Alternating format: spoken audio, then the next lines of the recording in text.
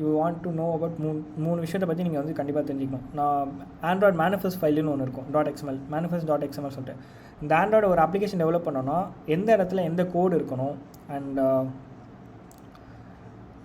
சில library ஃபைல்ஸோட இன்டெக்ரேஷன்ஸு, and இப்போ நம்ம சொன்னோம் இல்லையா இந்த அட்வர்டைஸ்மெண்ட்க்கு தேவையான ஏபிஐ இன்டெக்ரேஷன்ஸ் எல்லாமே வந்து அந்த மேனிஃபெஸ்ட் ஃபைலில் வந்து ரூட் மேப் மாதிரி போட்டு வச்சுப்பாங்க. அந்த ஒரு ஃபைலை நம்ம பார்த்தாலே போதும், எல்லாமே வந்து நமக்கு ஈஸியாக தெரிஞ்சிடும். ஓகேவா?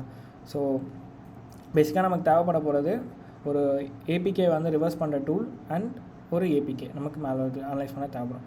அப்புறம் நம்ம சோர்ஸ் கோட் அனலைஸ் பண்ணுறதை வச்சு நம்ம கண்டுபிடிக்கலாம். அப்புறம் சில ஹார்ட் கோடட் க்ரெடென்ஷியல்ஸ், சம்டைம்ஸ் வந்து ஸ்ட்ரிங் வேல்யூவாக வந்து நமக்கு எதனா க்ரெடென்ஷியல்ஸ் கிடைக்கும், அதை வச்சு ஃபைன் பண்ணலாம்.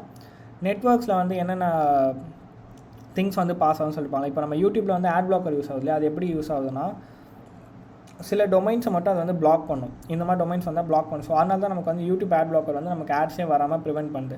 அதே